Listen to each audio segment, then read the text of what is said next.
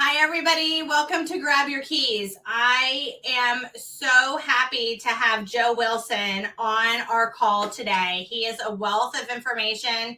He is the founder of SocialCoach, which helps mortgage and real estate people with their social media. I have known Joe for a pretty long time, probably longer than I want to admit. We became friends through the Mortgage Collaborative. And I am so excited to have you on today. So, Joe, welcome to Grab Your Keys. Sue, thanks for having me. And thanks for wearing the glasses today. It makes me feel a little more at home. So I appreciate that. You're welcome. Well, I can't really see without them. So that's it's easy to do. So, Joe, why don't you tell everybody a little bit about SocialCoach, what SocialCoach does, and how it started?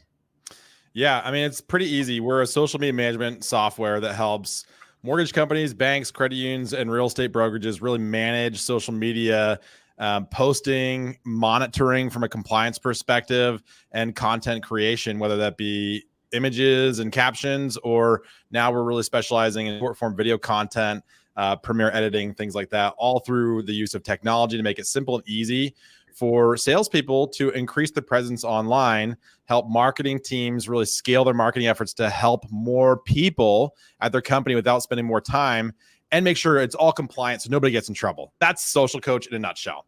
And why did we start it? Well, like years ago, I mean, I just got notification the other day that it was like the 4-year anniversary of SocialCoach, and I can't believe it's been that long.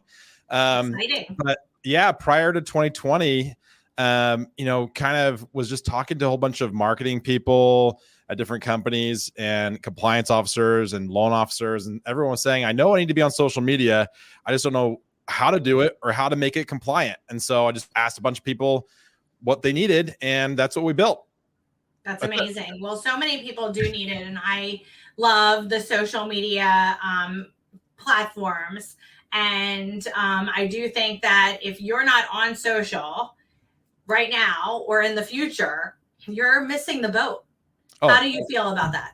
100%. Well, here's the thing is the average American. So these are your consumers, your referral partners, everybody. Average American spends 2.5 hours a day on social media. Let that sink in for a minute. 2.5 hours of your day, 24 hours a day, you get 2.5 of them are on social media. That's where people are now. And that's where they want their consumer behavior is. I want to find out what I need to do to buy a house or to buy a mattress or anything. Is they start online and they start on social media now, which is crazy. I just saw a stat the other day that said Gen Z and millennials are starting on TikTok before Google now, which is insanity if you think about that. So if you're not on social media, like what are people seeing? Are they able to find you? Are you discoverable? The answer is probably no. And I saw that just the other day, I think I shared this with you the other day, the National Association of Realtors listed out the top lead sources for agents and, a large realtor survey and, CRMs, mailers, ads, bus stop ads, whatever you want. But social media was the number one place for the highest quality leads for real estate agents. And I bet you anything that's this very similar for mortgage. I haven't seen a study about it, but that's where people are getting leads these days. Probably, for sure. What would you say someone's first step, if they're not in social media right now, would you say their first step would be if they wanted to develop a plan to start their social media program? Journey. Yeah, program. Yeah. Well, I mean, I think the very first thing is if you don't have a social media accounts on, like Instagram, Facebook, LinkedIn, just pick one or two to get started with. And I would say before you even do any posting, just start engaging in people's content. Make that a regular habit for yourself to just be there and be present. And think about it like a giant networking event. When you go to a networking event, you want to talk to people and you want to learn about them and you want to support them. Having a conversation and all you do is talk about yourself is not a great thing. What successful networking is, I'm going to ask you, Sue, about your business or about your glasses or about your town or whatever you want, not about, hey, just let me tell you all about myself, right? So start with that, mindset first is I want to engage with people and help promote them. And then as you feel like a little comfortable with that, then let's start making your own posts, thinking about what types of content you want to create. And if you don't know how to do that, talk to me and we can help you with that. but typically people say pick 3 things that you're really good at. Maybe it's mortgages, dogs, and I don't know, artwork. Drinking wine. Whatever you want. Drinking wine. There you go. So dogs, wine, and mortgage, right? And you can always talk. You have more things to talk about that in those 3 topics than you could ever stop talking about. So just start talking about them. Post things about your business, post things about your hobbies, and connect with people every day. Think of it like a business, right? It's a sales activity. I'm going to create a plan. I'm going to execute the plan. I'm going to spend 15, 20 minutes a day doing it. And then I'm going to see over a period of time the success that comes from it. And I'm going to refine it. That's what I would say to get started. Yeah, do you think that working on your social media journeys and platforms is a high level payoff activity? 100%. But here's the thing, is it's not a short-term success. It takes long amounts of times with dedicated work to make it happen. Just like anything that's worthwhile, right? You have to be consistent. You may be an overnight success. That could happen. The Instagram algorithm gods could look highly upon your content, and you could get leads that very next day. I've seen our clients have that results in the very first month. This gal, I'll tell you really quick. There was a single mom in Tennessee, and she had 150 followers on Instagram. She was a brand new loan officer, never done loans before. She worked in like a call center for something else before. She joined one of our clients. They started posting to her account twice a week and only to Instagram. And she, again, 150 followers. In that very first month, she got 8 inquiries, 4 turned into loan applications, and she closed 2 deals. Amazing. That's insanity. Now that's like, your results may vary, right? That's awesome. The behind, because I've also had people that it takes 3 months to get any kind of contact, right? So it just depends on your personality, your dedication, and how things are going. So but it's very high level payout activity, and those are not doing it right now. Someone else is going to get your business because they are doing it and you are not. How do you think it's important that you have someone help you with your social media? Like besides you, do you think you need an assistant, or if they work with you, they don't need an assistant because you're the one? Yeah, I mean, it depends. It depends, right? It depends on how creative you are, how good you are at certain things, and what type of content you want to create. I don't, personally, I think that you can get started with just yourself and you could try it. Your results are probably going to be, it's going to take a lot of your time. You're going to get frustrated and burn out really fast. And I think you plateau fast. You plateau super fast. You could work with an individual, a company like a SocialCoach that's going to give you timely relevant video scripts, going to make it super easy for you to, submit those videos. We'll edit them and we'll post them for you. Others have assistants or VAs that, help lighten that load too. Or maybe your company offers something like that at the corporate level that can at least, automate some of the posting for you.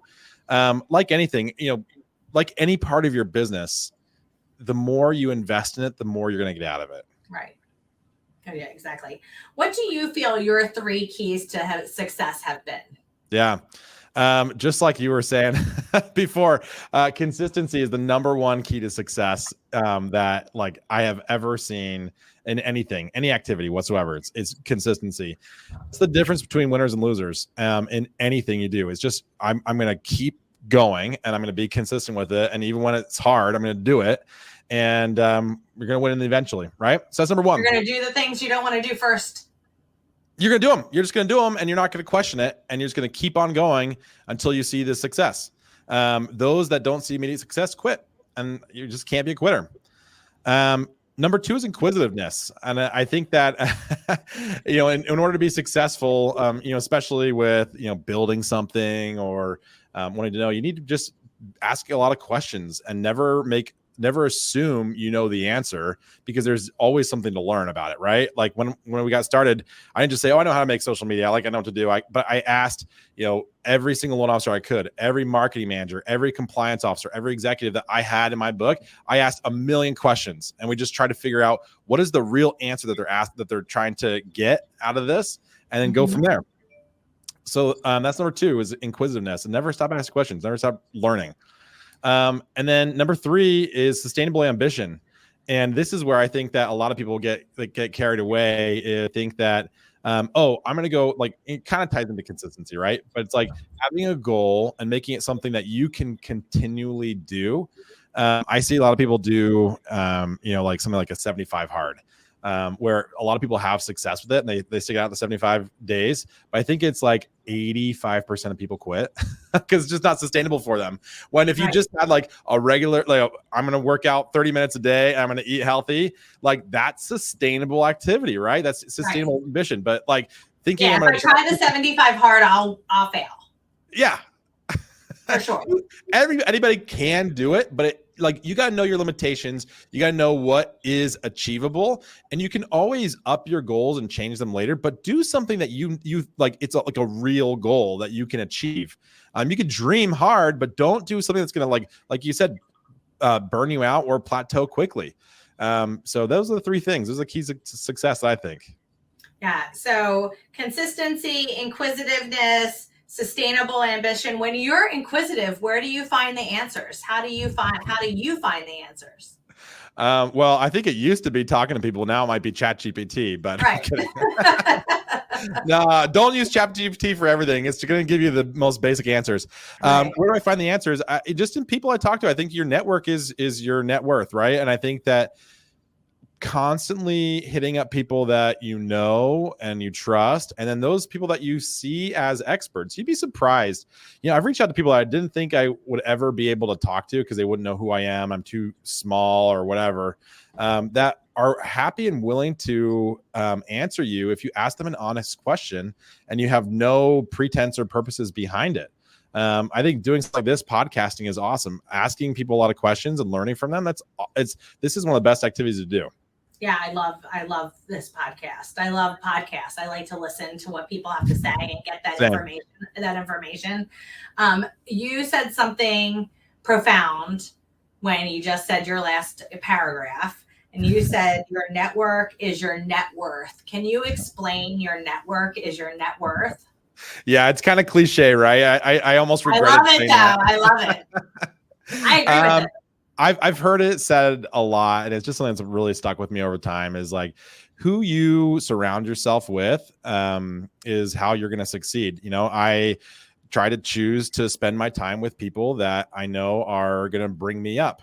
You hear of the term, another cliche is birds of a feather flock together. Yes. Who do you want to flock with? Who do you want to be like? And who do you want to help like make yourself grow? And, if you surround yourself with people that are going to be a positive influence in your life, that are doing better than you are, right? Then like hang out with them, learn from them, and be like them. That you're the sum of like the 10 people around you the most. So choose your friends and your network like wisely. Yeah, I totally agree with you on that. I was told a long time ago when I was a golfer that if you want to be a better golfer, golf with better golfers. Yeah. And so I would always golf with better golfers. And I always golfed with, my grandfather or my dad that were good golfers. And I don't play golf anymore. But as my son has started to play golf, he started when he was 3. Now he's 23. Wow. But as he played, I have always told him to play with better golfers. And he always did that. And, now he's a 1 handicap. So, and I have told him time and time again, that will serve you when you're an adult.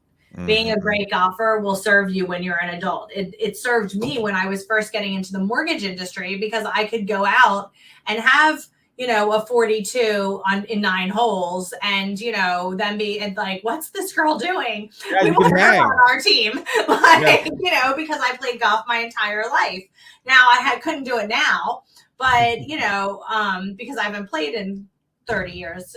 But I think that because sometimes golf as a woman just takes too much time. Or I feel maybe men feel that way too. I feel the same way. I can't go play 18 holes. It's too long. I just don't have time for that. I don't have the attention span for it. When then you're working and you have kids and, the telephone's ringing and you want to take the calls and then you have it's just a lot of time. But those who can should do. So, I think that what you're saying with network is your net worth. And that's also a great networking. Do other things that people aren't doing.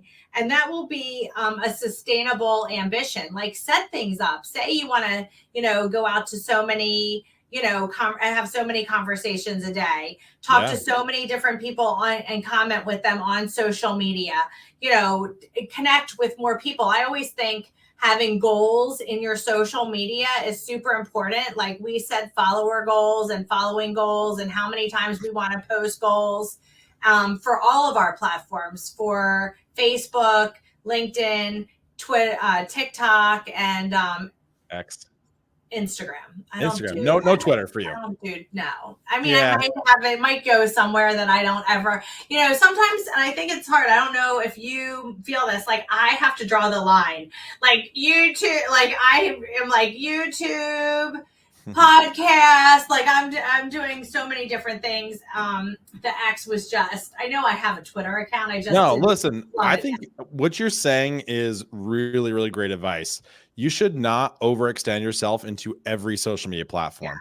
Be on the platforms, pick 1 to 3 that you really think that you can engage regularly in, because half of the battle with having a successful social media strategy is engagement. And if you can't commit to engaging in all those platforms, don't do it. You might as well just not do it, because then, back to the networking analogy, you're just showing up, talking, and not talking to anybody, right? And like not asking any questions. You don't give anyone the opportunity to ask you or respond to them. So it's just not even worth it, in my opinion. Yeah, totally agree. And people say like, Sue, you're on so many things. They probably say, Joe, you're on so many things. I think that it illustrates how long we've been in the business, that we all got into this a long time ago. Yeah. You found a passion and a love for social media. I do have a passion and love for social media also. You're great at it. So but I've been doing it a long time. So you can't automatically just, do it. And we try to tweak it. Do you feel like you need to tweak things with the algorithms as they go? Like, how are you guys fielding that stuff? Yeah, I mean, that's a great question. It's insane, right? It changes, I feel like, every 6 months with what, Instagram and Facebook and the like want to see and what they're promoting. It changes all the time. And you gotta continually tweak it. I mean, that's why we went super hard the last 6 months into short form video content. We've built extra, technology to help people succeed in that, because that's all that really works anymore. People don't want to see your static images. I did just hear that long form on TikTok was going to be the new algorithm. How much credence do you give in that? Yeah, anything that's brand new, I say wait and see, because look, everyone said, "Oh, Threads is gonna kill Twitter," or do you remember Clubhouse? Oh yeah, I do. That was everyone said that. I couldn't bite it. I couldn't do it. I was like, yeah, I'll pass on the audio only, right? But there's a lot of things that come up. They're like, this is going to be the biggest, newest thing, and you hear all the talking heads all the time say you have to go all in on this. No. Don't do that. Don't go crazy. You don't need to do that. Just stick to what you know and what works, but be willing to adapt and change to what the trends overall are. You don't have to be the very first adopter. You can be a quick follow, but don't go crazy into anything new, and especially something that you're not comfortable with until you get there. But I will say something that you need to get comfortable with. Sorry, I'm wagging my pen at you. That's okay. I have one too. I'm like, I'm passionate about this. But listen, if you want to be successful on social media, you have to get comfortable on video. Like that is like, it's proven now. That is the thing that you have to do in order to be successful, because that's the only thing that every single platform across the board is promoting. And that's how you get visible by more people than that are in your network. And that's how people can begin to really see you for who you are if they've never met you before. You have to, you got to get over it. And it's a very tough pill to swallow for a lot of people. I agree with you. How important, this just popped into my head, how important do you think it is for everyone to have an actual picture on Facebook and Instagram and not just that shadow? For your bio, your profile picture? Oh my gosh. If you just have that is the most asinine thing I've ever heard. Show your freaking face. People need to know who you are. Put your face on there. Yeah, I'm dumbfounded when people do not have, when I look them up, the first thing I'm like is, you just need to put your face on there. It's so basic. Have a basic picture that is easy for you to upload on anything you need to upload it. It needs to be your go-to, one of your go-to things that you have. 100%. So And I know that was elementary basic. So who do you admire, Joe?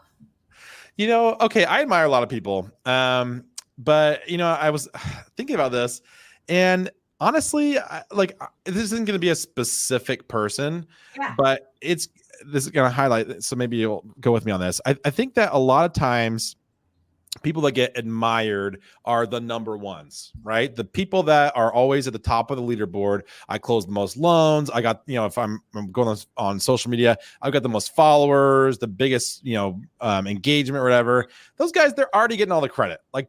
I don't care about them. The people that I really admire are the ones that are consistently growing and measured improvement over time that often get overlooked. This is something that I'm really passionate about because those are the people that are grinding super hard and are constantly improving, and they're working towards success. And a lot of people that doesn't get seen, and that's great for you if you're sometimes we need that motivation of the pat on the back and the attaboys, but there's you need to be those people I admire that are quietly going about doing good. And something that we've kind of started to do at SocialCoach is for years we had just a leaderboard of success. So at your company, you could see who all the top performers are in every different category, like followers, clicks, likes, shares, etc. Right? But then we added another one that said most improved month over month. So now we're reporting on, we're showing marketing managers and executives who grew the most in those different categories. And those are the people that I really admire, the ones that are actually growing and doing because you might have growing, 20, 50, 60%, and going from, 100 to 150 followers. When the person at the top got 15,000 followers, maybe they bought them, by the way, but they'll always be on top. That's not that's for me. Success is measured improvement all over time. Those are the people I really admire. That's great. What if you weren't doing what you're doing? What would you do? What profession would you be in? Growing up, I always thought I was going to be an architect, and I've always been obsessed with that. I don't know why, or you might not even be the first person that said architect. But go ahead. Yeah, I don't know. I always thought growing up, I always thought I was going to be an architect. I've always loved homes. And wanted to I would love to be a real estate developer, buy a bunch of land, design some homes and get them built. I'm not the actual design, but where things go and things like that. But I just think that'd be really fun. So maybe in the future we'll see. But for now, I love social media. I love technology. I'm a gigantic nerd. And so I love everything that I'm doing right now. This is I wouldn't want to be doing anything else now, but maybe in the future we'll do something different. Yeah, that's awesome. So what is in the future for Joe? Yeah, hey, I'm doing exactly what I want to be doing right now. So we're going to be doing this for hopefully a very long time. I feel like we're 4 years in, barely scratching the surface on what we can do to help loan officers and real estate agents succeed on social media, and companies really manage the mess that comes along with that. Yeah. And we're going to continue to add value to help these individual salespeople really improve their sales methodology and get more leads and close more loans. That's what we want to do. Yeah, that's amazing. And I love everything that you do. Joe, if someone wanted to get in touch with you after listening to this podcast or sharing this podcast, because once they listen to it, they'll definitely want to share it because we had so much great information today. How would they get in touch with you? Yeah, it's super easy. Joe at SocialCoach.io, or check us out at SocialCoach.io. And happy to chat or link, look me up on LinkedIn, Joe Wilson, or Instagram at Joe Wilson 83. I'd love to connect with you on all those platforms. So yeah, absolutely. If you guys don't know Joe, you need to get to know Joe. He's not only an amazing person, but he definitely loves helping people. And I love aligning myself with people who like to help people. And thank you so much, Joe, for being on our podcast. It's been amazing spending some time with you, listening to your 3 keys to success of consistency, inquisitiveness, and sustainable ambition. And we will see you next time on Grab Your Keys. Thanks everybody. Yeah, thank you so much for having me on. Really appreciate you.